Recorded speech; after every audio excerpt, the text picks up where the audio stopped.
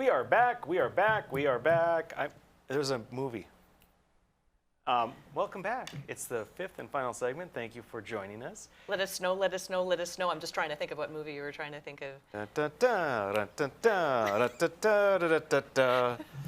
it's a Friday show or something it's already. Friday. It's only Tuesday. Okay. Okay. So, Lori, please bestow upon us. Well, I am very pleased to say that this next story came from my Uncle Lynn. And my uncle sends me interesting stuff sometimes, and he maybe takes one for the team in reading MSN articles where I just can't. If I'm searching for something, I will search it out, but I'm not going to purposely read an MSN article because they're just crap and terrible. So, but as long as we were tonight talking about usurping our constitutional rights, this fits directly into that same sort of thing. So MSN puts out this article on November 23rd. It's by a guy named Isaac Serena Diaz, and it is titled, "Alcohol Detection Systems Will Now Be Mandatory in All New Cars to Prevent Drunk Driving." Did you know that? I did not know that until I read this article. So let's take a look at this article. It's shocking. All right, so there you can see it on the title there. The National Highway Traffic Safety Administration did a study in 2019 that shows that 28 people die every day in drunk driving crashes. That's one person every 52 minutes. Although that's actually the lowest percentage since 1982 when the Safety Administration started tracking data, it's still a lot more than is necessary when these deaths could all be prevented. There's Vision zero. You're ahead of it already, zero. right? Oh, the other thing I want to take note of, okay, anyway, I'm going to finish this last one because it says thank Philly. Thank Philly with an I in it. Anyway, new legislation seeks to minimize drunk driving and its effects by mandating systems that will detect blood alcohol level in all new cars. Now, first of all, if a national news organization doesn't bother with hiring people to actually proofread, it kind of makes you start to wonder about their fact checkers too, just saying. The other thing is the first problem, just leave this up for a second, guys.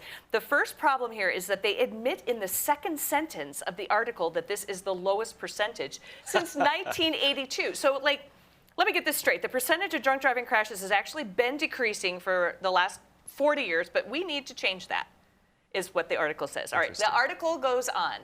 And it says, Biden's new $1 trillion bipartisan infrastructure bill included a mandate that requires all car manufacturers to include alcohol detection systems in the making of all new vehicles after 2026. Since the 1980s, when drunk driving laws became much stricter in terms of legal repercussions and fines, drunk driving deaths have been largely reduced. They say it again, a second time in the same thing. Okay, although they are still a major problem in the U.S. today. Can I ask you a quick question? Yes, absolutely. So you said Biden's new $1 trillion bipartisan infrastructure bill included this. So this is because of that passing, is that correct? Yes. This is the bill that Senator Hoeven and Senator Kramer crossed lines to vote yes on. Is that what you're saying? That's what I'm saying, I guess, because nobody knew it was in there. This is one of those monolithic, humongous... Nobody knew. Well, somebody knew. Okay.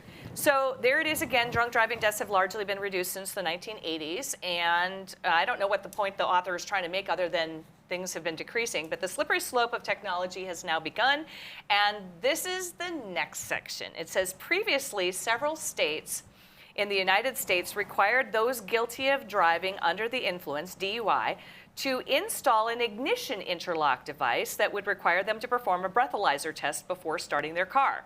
Now, this new system is similar, but it now applies to everyone in the country versus just the people with a drunk driving history. And the technology is much more advanced. So tech company Kia Technologies, KEA, Kia Technologies in Marlborough, Massachusetts, is one of many companies working on the advanced impaired driving technology called the Driver Alcohol Detection System for Safety, or DADS.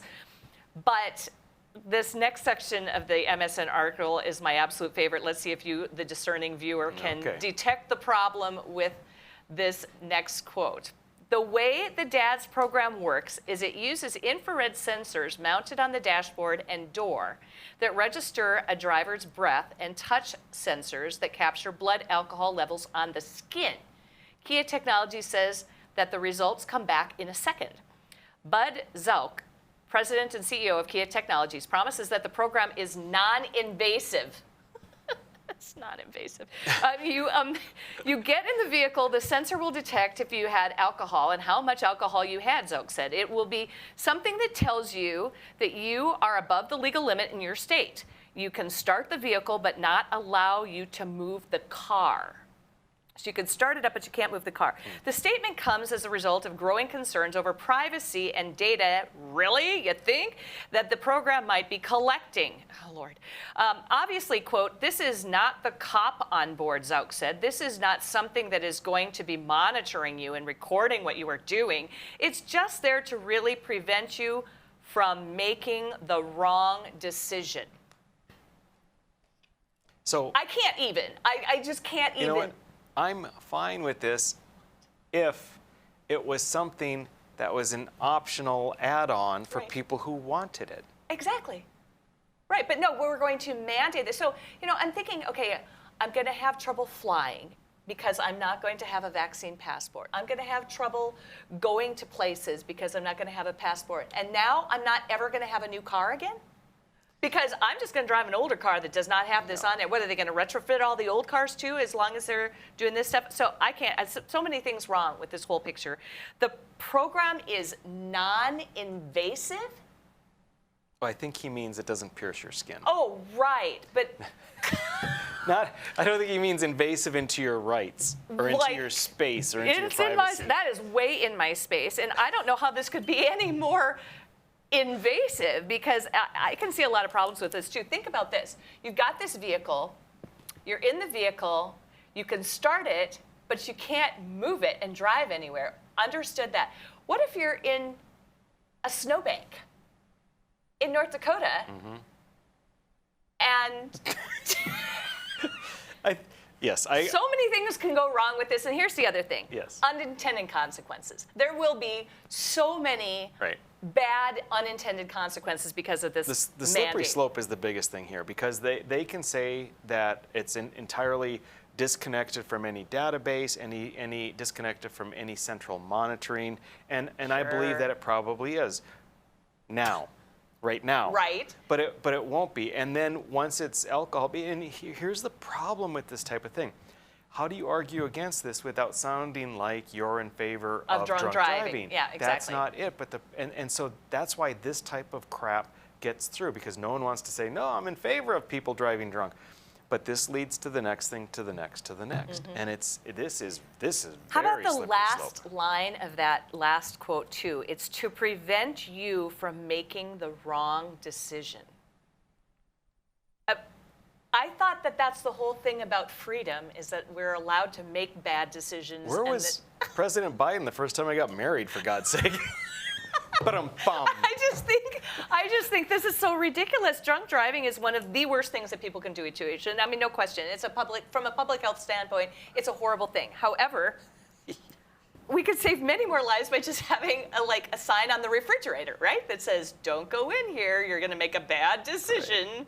So, I mean, seriously, the power grab is always for your own good, and this is just another case of that. And I'm never going to have a new car ever again, because I will definitely not. There's technological disruption, right? Innovative disruption.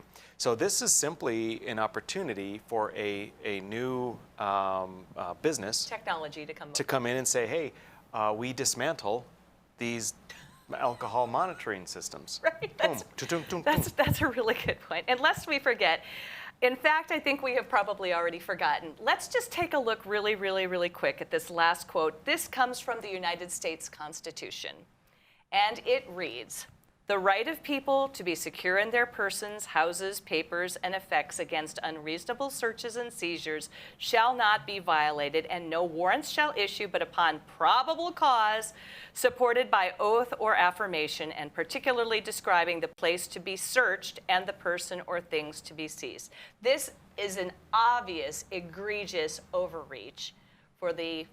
It is. I mean, the Fourth Amendment to the United States. Again, we're in a tough position, because it's what we're trying to do is defend going in a direction in which we lose our rights. Yep. But we have to defend it with the cloak of saying we don't want to stop people from driving drunk. Right.